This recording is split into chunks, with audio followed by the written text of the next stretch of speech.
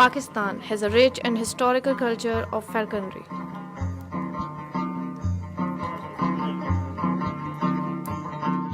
Birds of prey migrate every year around autumn, cross the Himalayan ranges and enter Pakistan through the beautiful valley of Chitral.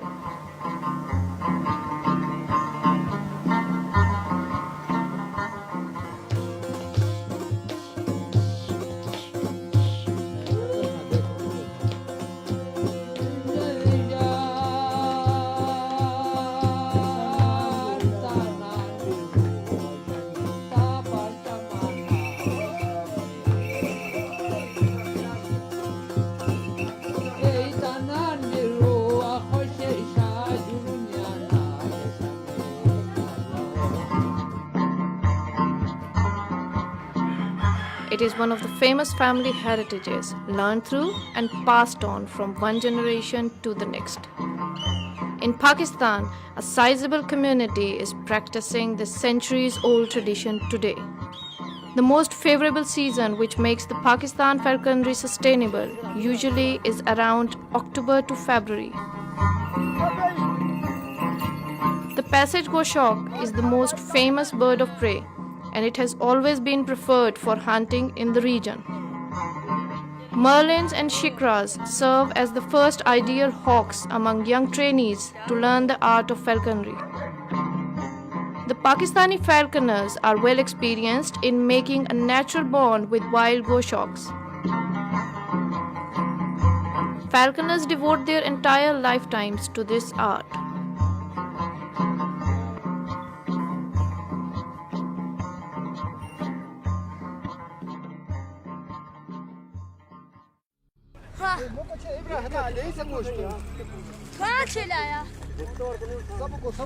A small underground chamber is prepared with a sky hole covered with leaves and branches. This is called eucrage. A partridge, known locally as chakor, is left on the roof. Its legs are tied with a rope and the other end of the rope is in trapper's hands, who is hiding in the chamber. He keeps waiting until a goshawk makes an appearance and attacks the chakor.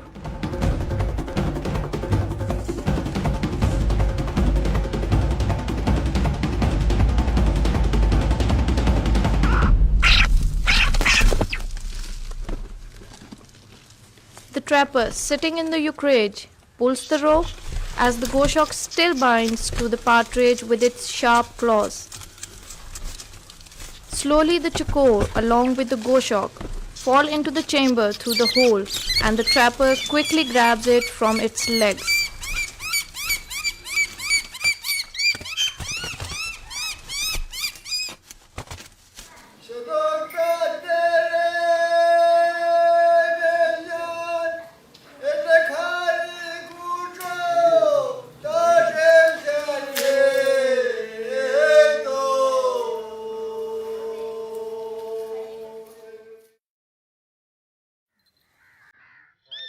There are two specific ways to start with new goshawk. Starting with cot taming or leather hood taming. Before the taming session, the new bird is equipped with bells, fixed jesses, and a leash. Goshawk wings are covered with gaddi made of cloth. This gaddi is prepared in a particular pattern which requires an expert hand for cutting and design.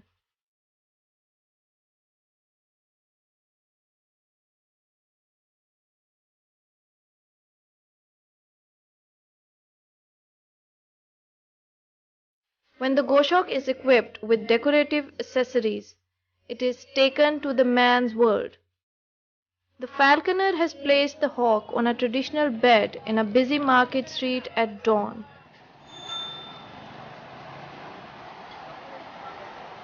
This will make the goshawk familiar with the noise, sounds, and surroundings. This bed will be moved around to different crowded places in the vicinity, which makes the goshawk familiar with the atmosphere and reduces its fear.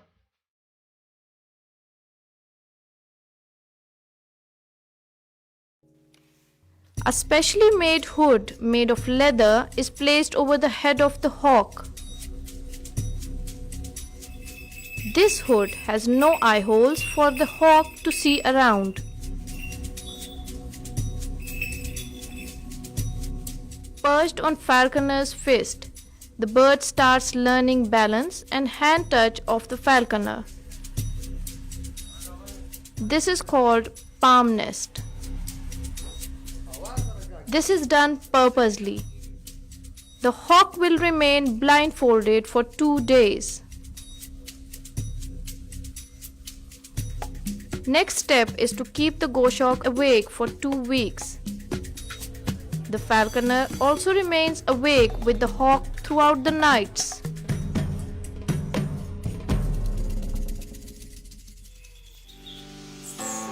The goshawk is fed with pigeon meat every morning and evening. A dog is always kept around during the taming session, which establishes and strengthens a bond in between the hunting partners. On the 3rd day, 2 tiny holes are made in the hood for the hawk to peep out. The goshawk will get more familiar with atmosphere around visually as well. This is a slow process and a game of patience. The goshawk often appears lazy and tired during this phase of taming.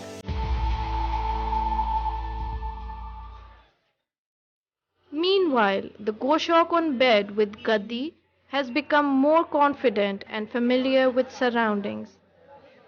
A trust is gradually developing between goshawk and the falconer.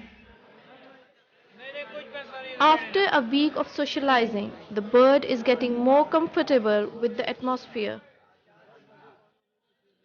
A live but captive prey is often offered to the hawk from time to time, which increases its courage, confidence, and trust with the falconer.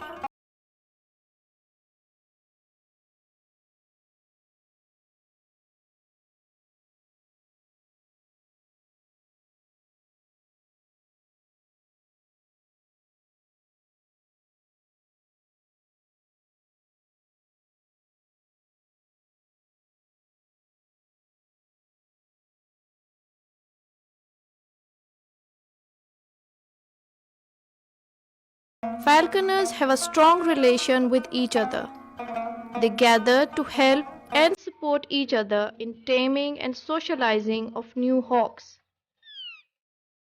They exchange their views about taming.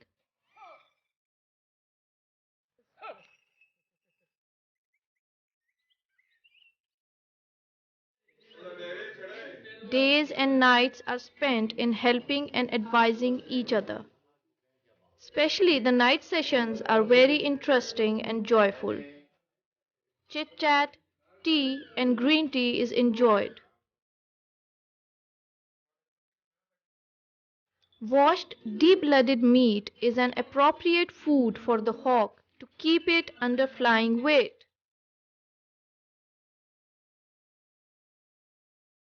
Now the eye holes are widened a bit more, giving the hawk a full front view, but the hood is still there to stop his back view at 360 degrees.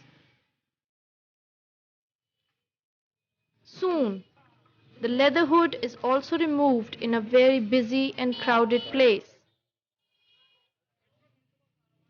Hawk seems calm and appear to have accepted the surroundings.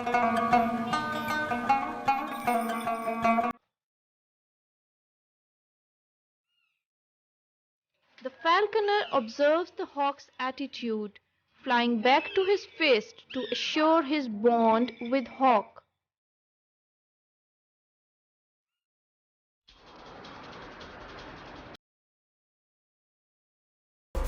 In the 3rd week, the goshawks are taken in the hunting fields. The hawk is ready to chase the game birds. Falconers know the hunting grounds. Dog flushes the partridge and falconer throws the hawk for a chase. Goshawk flies after prey.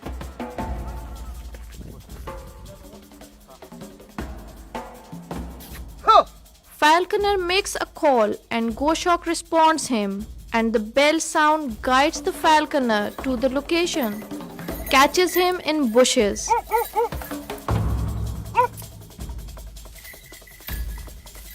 The falconer never goes to goshawk abruptly and from his backside. Rather, he makes a typical call on every step. Goshawk responds each time. Now the falconers and hawks don't stop. Hunting sessions are planned on different hunting grounds, staying and wandering in woods, and chasing large groups of prey along with dog and the hawk is fun, thrill, and a satisfaction. During this process of training and hunting, the goshawk needs special care and herbal treatment. Sometimes the bird gets tired and its muscles become weak, and the falconer will give him a massage with hot sand wrapped in a wet cloth. They molt their birds with great expertise. Temperature-controlled mud rooms are built with proper traditional perch. Herbal medication is used for molting.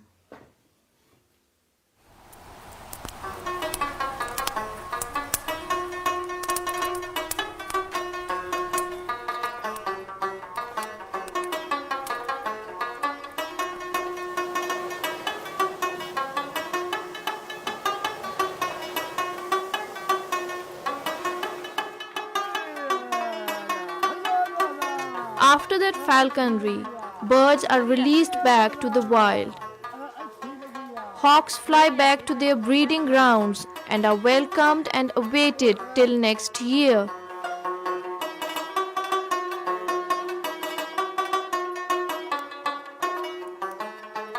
Some extraordinary birds are kept for molt and are handled with special care so as to make them fly in the next season.